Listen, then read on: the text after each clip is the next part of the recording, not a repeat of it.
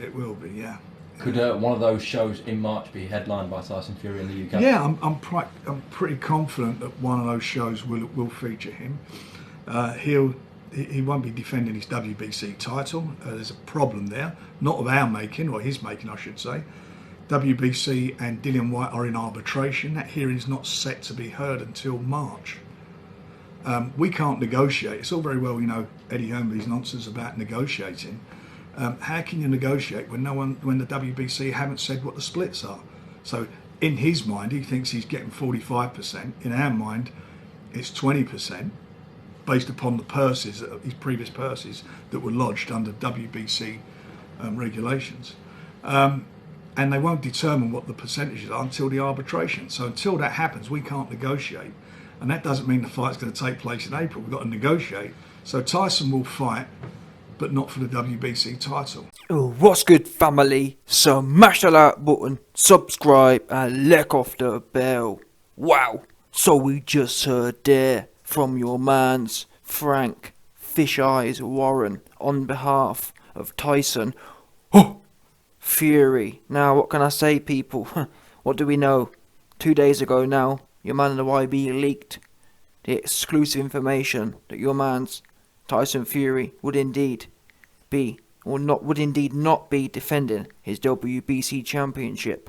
And at the time I leaked the information, all the Fury fangirls were shilling, "Oh, where'd you get this from? You're lying, this, that, the other." Oops. Now, just because Fish Eyes Warren says that, it's nothing to do with, listen, what we know is, I've never heard of a champion not defending their title. Bottom line. Yeah? Never heard of it. Have you? Oh, we're just not going to defend it this time and we're going to take another random fight. Why is it? Do you know what I'm saying? Have you ever heard of anything like that before? Never heard of it. Yeah? No doubt. And to be honest, this for me makes perfect sense on all parts, because it was quite interesting. When we found out Dillian was allegedly getting this fight about 2-3 weeks ago now, I, for the longest time, have been saying, Dillian, down bad Whyte. But then in the last few weeks or whatever, many people have kind of changed their opinion, saying, "Oh, well done, Dillian. You know what I mean? Well done to your team and whatnot for getting the result." Oops.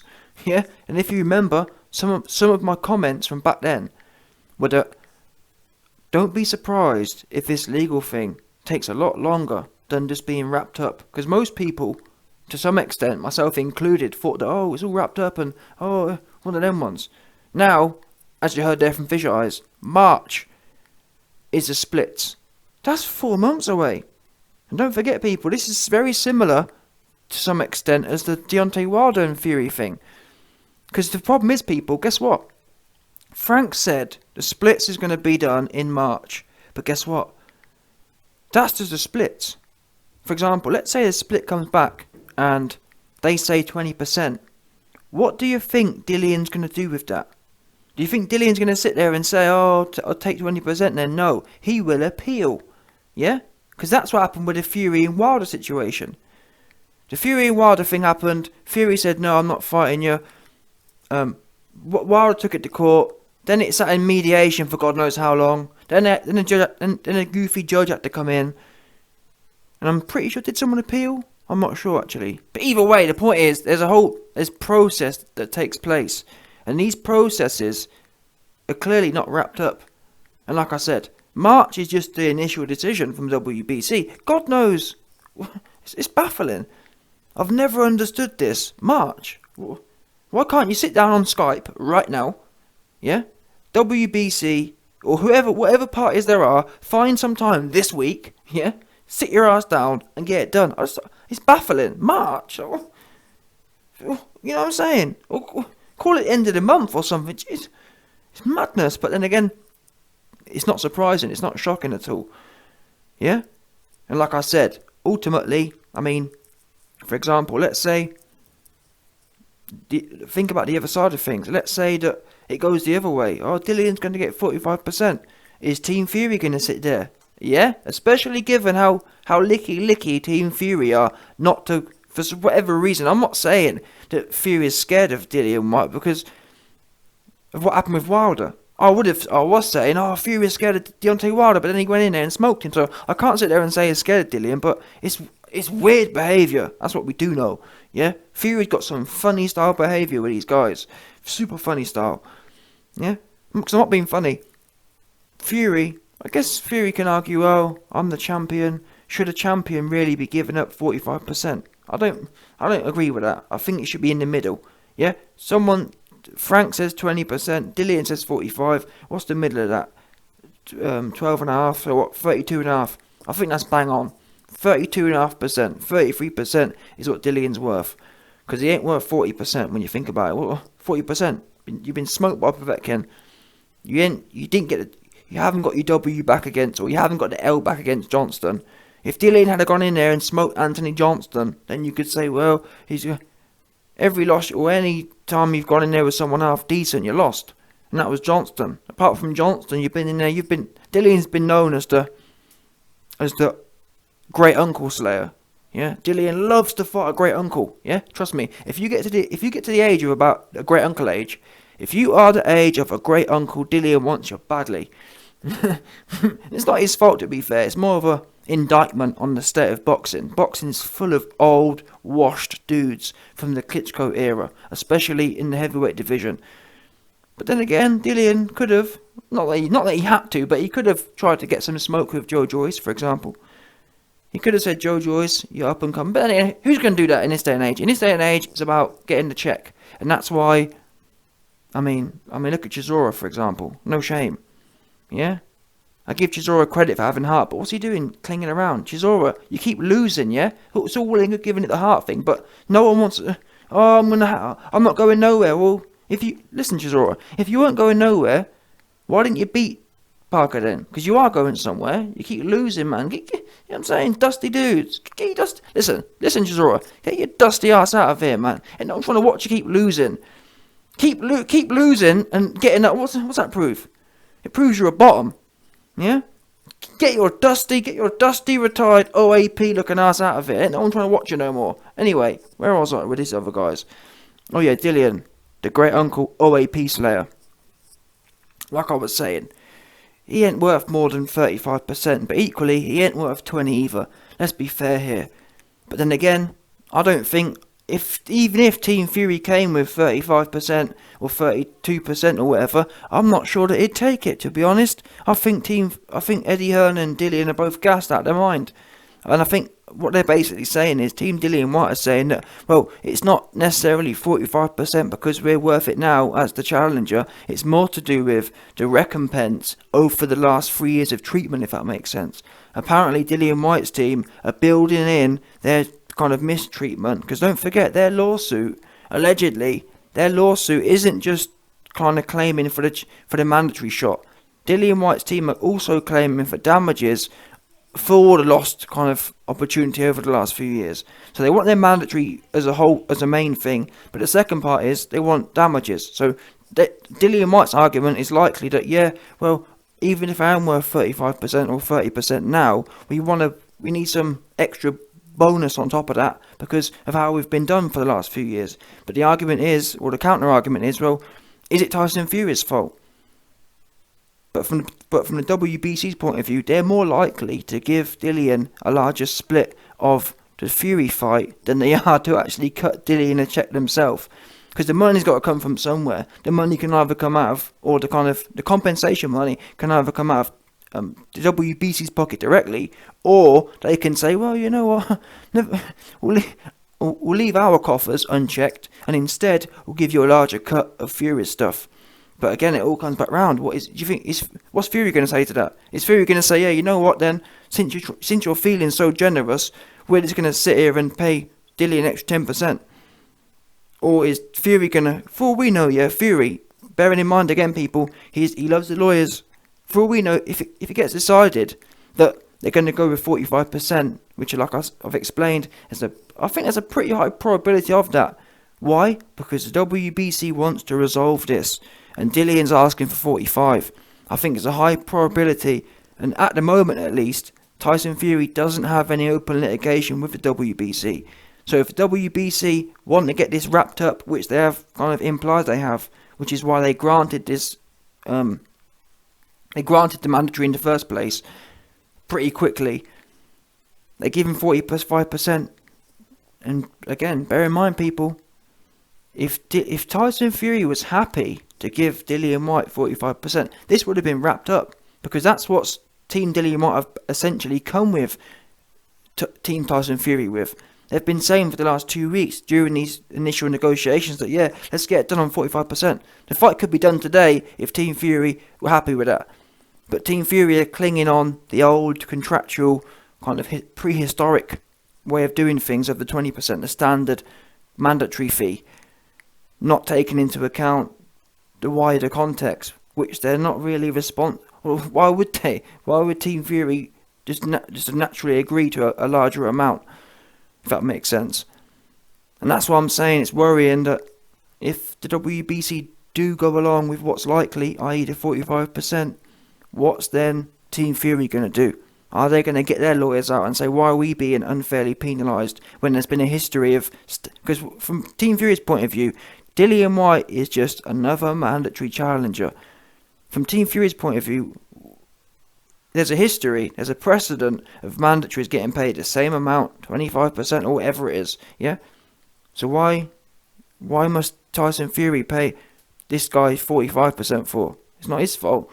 Like Tyson Fury said, he hasn't been my mandatory for 3 years. Fair enough, yeah, if Tyson Fury for whatever reason hadn't fought Dillian Whyte for 3 years, maybe there'd be an argument that, well, he was your mandatory, you didn't fight for 3 years. It's not his fault. And in actually, it's quite interesting that in Tyson Fury's recent interview with Michelle the Fire Phelps, he actually went out and said, oh, he hasn't been my mandatory, he wasn't my mandatory, almost setting up that legal... I'm not sure what you'd call it, almost setting up that legal argument. No, it wasn't my mandatory. And if it's not my mandatory, it's not my fault. Why should I be penalised? Give me the same mandatory rates that every other champion's had. I'm not sure what Dominic Brazil got paid. Like, Taylor, I know we do know. Because I remember now, when DAZN approached Deontay Wilder, yeah, to fight on their platform against Dominic Brazil for their mandatory, guess what it was? It was Deontay Wilder to get paid 20 million, and Brazil was 5. So what's that? Well, yeah, it works out 20%. There you go then. It certainly wasn't. Think about it. I know for a fact when that DAZN offer for 20 million against Brazil for Wilder, I know for a fact it was definitely 5 million, because I'd know if it was 10, and 10 would have been 33%. It wasn't 10. It was 5. So there you go. There's 20%. So there's one example there of mandatory challengers get 20%. Oops. And unfortunately, people, going through it right now, as you've heard, it's looking messy. It's looking super duper messy. Especially given the fact that, guess what? Tyson Fury is proving now he can carry on and go and fight anyway. So from Tyson Fury's point of view, does he really care if he appeals this? Or if he starts making legal action of his own? Because if he can go on and fight anyway, pretty high level fights, not called Dillian Whyte, why would he? He's not bothered. Dillian's the one who's held up and can't fight or not fighting for whatever reason. Tyson Fury can carry on and do what he wants. Meanwhile, he's kind of got the lawyers on the case. Because from his think about it, this isn't an inconsequential amount of money. Let's say the Tyson Fury versus Dillian Whyte fight's worth what? 50 million all in? 50 million all in, yeah? And we're talking 20%. That's $10 million. If Tyson Fury can spend, I don't know, 500 grand on lawyers, it's a no-brainer here. Spend 500 grand to make 10 million, why not? That's how much we're literally talking here. Because if you pay Dillian 45%, or if you pay him 20%, in fact it's even more than that, that's a 25% difference, which is 25% of 50 million is 12.5 million. So it's a no-brainer to appeal or to launch your own legal test. The only way, really, this can get settled relatively quickly, which isn't going to be the case, would be if Fury was loosey-goosey, super generous, and just didn't really care. But in this day and age, and we know Fury loved the money, and I'm not even blaming him, to be fair. What would I do? What would anyone do? Would I say, oh, I'm a true warrior, I want to go in there and just spuff money up the wall and give Dillian... I can't say I'd do that. I'd probably be saying the same thing, to be honest with you. Why would you? Think about it. If you had a mandatory And every other mandatory was paid 20%. Deontay Wilder paid Dominic Brazil 20%. Why have I got to give Dillian some more amount for? End of the day. End of the day. Why? It don't make no sense. And also, we've got to remember that one of the benefits of a mandatory, and where Dillian Whyte may be able to find some leverage, is on the rematch clause. Because a lot of the value in a mandatory shot is that a mandatory shot, yes, you get paid low amounts, i.e. 20%, but there's no rematch clause forced in there, which means if you beat the champion, you then have the belt, and guess what? He don't have no recourse. So Dillian, yeah, if Dillian was smart, and if Dillian bet on himself, he almost would want to just get this fight on with quickly, nick the, or if he believes he can win, of course. Now, if Dillian doesn't believe he can win, it's almost like he's trying to cash out. Oh, I'm not sure I can win. Let me just rob the bank with this big 45% if I can get away with it, yeah? If Dillian Whyte believes he can win, he should want to go in there, knock Fury out for 20%, and then say, listen, Fury, you did me like a dog. If you want this rematch, it's going to be 90-10. Oops. Yeah? That's what Dillian should be doing if he believes he can win, but obviously he ain't that thirsty for it, or he doesn't think Fury's that sweet. I don't blame him. I don't even think he's favourite to win, but I'm saying from his point of view, if he thought that if he's knocked Fury out in sparring before, if he thinks Fury's easy work, go in there, no rematch clause. And in fact, like I said, Dillian Whyte could even use that now as leverage. He could say to Tyson Fury, listen Tyson, if you give me 35%, if you agree to 35% now, then I'll tell you what we'll do, I'll give you a rematch clause, which hedges your risk if you lose. And we can, if that makes sense. Maybe Team Fury don't care. Maybe Team Fury think they can win and not bothered about no rematch clause. But that is the potential leverage point. But again, I'm not even sure Dillian Whyte wants 35%. Who knows? It's a shame that things are so messy. And to be honest, it's not even the mess. It's actually the process that's the problem here. In as much as, why is it March? Like I said at the start of the video, March? What is this? I don't care what no one says, I've never understood, especially for high profile cases like this. Now I'm not saying that smaller profile cases aren't important too, but I'm not sure what court this will be in, but whatever court it's in, this isn't like criminal court, this is civil court. There should be a way for high profile cases to get pushed through quickly, Premier style, yeah? Where you pay up, I don't know, 10, 15, 20, X amount of thousands, and you get it done now. Because I can't fathom what needs to be done for 3 months in between. Makes no sense, especially when you're dealing with sensitive issues, i.e. athletes' careers. He can't afford 3 months, you know how much that, think about it, if Dillian's making, I don't know, 5 million a year, call it 4 million a year, if you spend 6 months out of the ring, which it will have been at least, at best, yeah, Dillian would have been out of the ring for 6, in fact, it's more than that, 9 months. That's $3 million. Or more. That's being low. That's the low end. Dillian's making $4 million a year on the low end. If he's out for a year, that's $4 million. But this is why we ain't gonna. Unfortunately, Dillian ain't gonna change the system. So he has to almost, or he should be, if his team are smart, they should be building this into the way of doing things. Again, not only can you use the rematch clause as leverage to get things done quicker, also you should be thinking to yourself the opportunity cost. Most people think of the basic costs, i.e., let's see if I can get 45, or the basic upside. Oh, let me see if I can get 45%. Look, 45% is bigger than 20%. But what most people don't think about is the opportunity cost of fanning around. Because that extra money you may have made, and that's the thing, it's not as if, Dillian's guaranteed to get the 45%. Number one, the WBC may not even rule yes for it. Number two, Tyson Fury may end up appealing and win on appeal. So there's a whole bunch of other possibilities here, all of which take more time. And like I was saying, the massive opportunity cost here is, what's the risk? Well, there's a relatively high risk you end up in court for God knows how long, over a year. That year puts you a year older, and you're guaranteed to have lost a year's worth of earnings. Why not go in there, quick time, knock this guy out, and just move. Either way, you're moving on. But I think what this comes down to, people, I'm not sure how sure Dillian is going to win. I think he's trying to cash out. Well, that's what the logical conclusion here is that Dillian trying to cash out basically, and the reason I'm kind of even saying that is because of not just how he's conducted himself in this situation. For me, it's also what happened with AJ. Don't forget, AJ offered $5 million back in 2019 to step in for to step in for Big Baby Miller, and Dillian Whyte said no, it's not enough money, whatever. And I think at that time, obviously, Anthony Johnston at the time was dangerous, or he looked dangerous, and I think it'd only been, well, either way. From Dillian's point of view, he thought Johnston was dangerous, and he saw Johnston as almost as a bit of a cash out, I think. For a long time, Dillian, after losing to AJ, saw that AJ thought, oh, you know what, AJ will carry on winning, and that's going to be my big cash out again, my big $10 million fight. So I don't want to fight for $5 million. Let AJ keep winning, let AJ become undisputed, and then I'll fight him and get a big, massive payday. And I think that's almost how, like, you turn down $5 million, now look at you.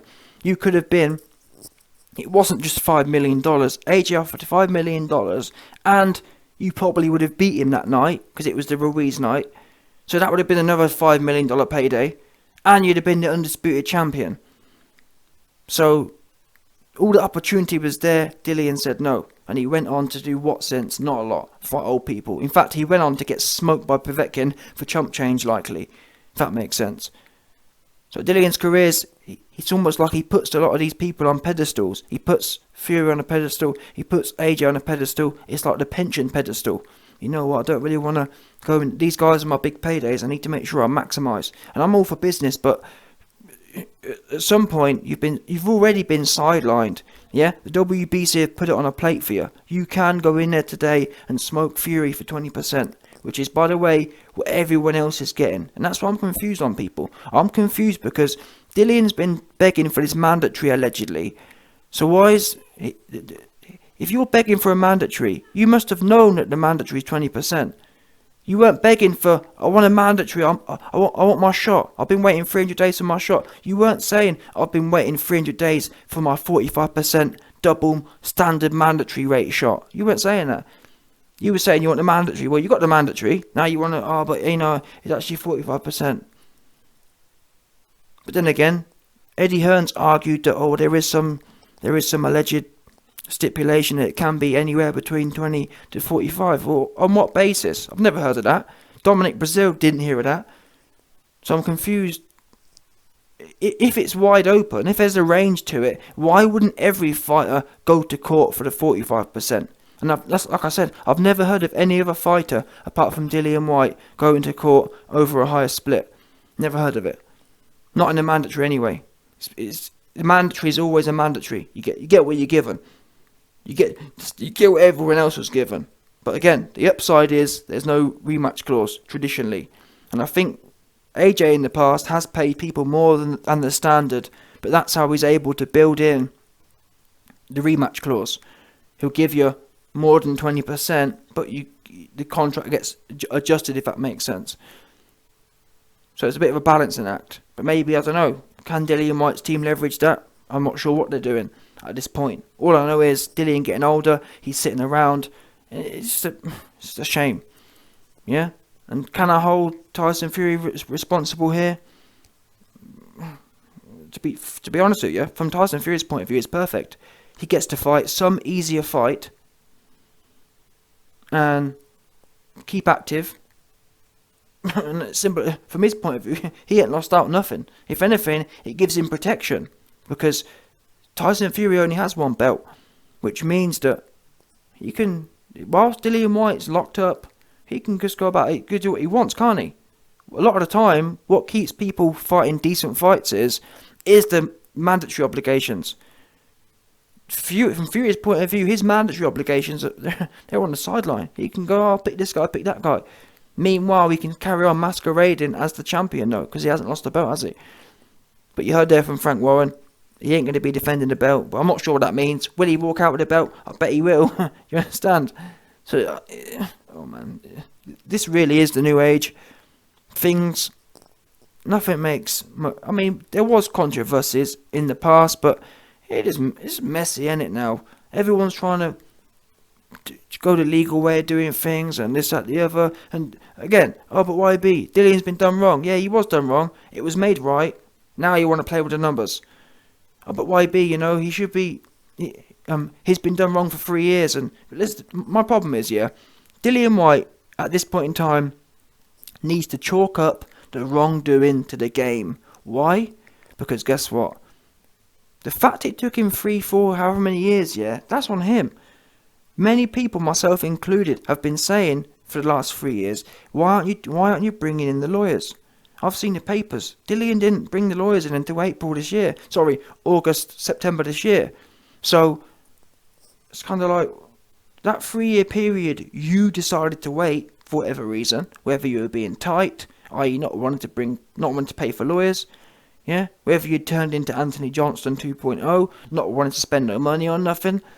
I don't know what it was, but for whatever reason, you sat down and just moaned for 3 years. So, like I said, that's why you need to chalk it up to the game. If you'd done this 2 years ago, then we'd be 2 years down the line. But you ain't, unfortunately, Dillian, you ain't got that luxury now. You ain't got the time. You're God knows how old, 33-year-old or whatever it is. And you've got him where you want him, in your opinion, allegedly. You want him, you want this mandatory, don't you? But now you want to sit down for 6 months, a year, God knows how long, after all the appeals and whatever else have gone in. Because you're the only one hurting here is you. Now I'm not sure, can you fight another fight? But do you want to fight another fight? Do you want to get chinned? Do you know? It's not like you. It's not like you're sturdy, and we can say, well, he can go in. And that's another thing. Do you really want to be fighting another bum? You should be in pay-per-view fights from now on. Not against bum Vetkin either. Proper fights. So we'll find out anyway. Fury fighting some randomer. I think it'll probably be Parker. Ugh. I mean, who want to watch that fight? But it's not really his fault. Dillian should be just chomping at the bit now to get hold of Fury. And the fact he's not, again, turns me off. If that makes sense. Imagine, for example, the hype here. If Dillian came out now and said, listen, scrap that over crap. This guy getting it. I'm going to knock his head off, and then I'm going to give him a 1% split if he wants to rematch. That's what you could do. That'd be, imagine that. Imagine the smokiness of that. Listen, I'm dropping the case, Lewis Hamilton style. I'm dropping the case, Lewis Hamilton style, because this guy's sweet to me. Yeah? And after I knocked his head off, if he wants to rematch, he's going to be getting a 10% split. Simple as that. Yeah? And you can use that as leverage. Say to Fury, if I beat you, one of them ones. But these guys, they're funny style. They're businessmen now. There's got to be a balance. But it's all about the business now, like it was when Dillian was offered the AJ fight. You were offered Dillian Whyte, and people say Dillian's this big road man and Dillian this, Dillian that. And don't get me wrong, he's more road man than Johnston. But I'm saying, in principle, you were offered to get back. Don't forget, AJ was the one that popped your cherry for you, had you all slumped on the ropes, had Stormzy punking you off, some rap dude from the Anthony Johnston had all the rap dudes from the UK punking you. Yeah, you had that 5. I mean, most people end up going to jail trying to get back. You was offered $5 million and 3 belts. That's what you was offered to get your get back. What did you say? Oh, no, not enough money. So, I mean, how much roadman are you? Because you ain't that much roadman. Because you should have been saying, all day I'm there, because I want him. And after I knocked him out, I'll give you the bad rates. If that makes sense. So, does Dillian believe he can win? I'm sorry, I just don't think he don't. If he was sure he could win, he'd be in there, wouldn't he? Let's call a spade. He'd be in there, and then he'd come in the rematch. If Fury wants to rematch, he could then do exactly the same, and he'd have every right to do it. Now, would Fury fight for 10%? Either way, it don't matter. At that point, Dillian Whyte could run along and just stay punking Fury. Say, listen, Fury, you say you're a fighting man. I took your belt. I popped your cherry for you, and now you don't want to fight because of the money. I thought you don't care about the money. That's what I'd be doing if I was Dillian after winning. But clearly, Dillian, he ain't on it like that. He talk a good game, but really it's about the money for him.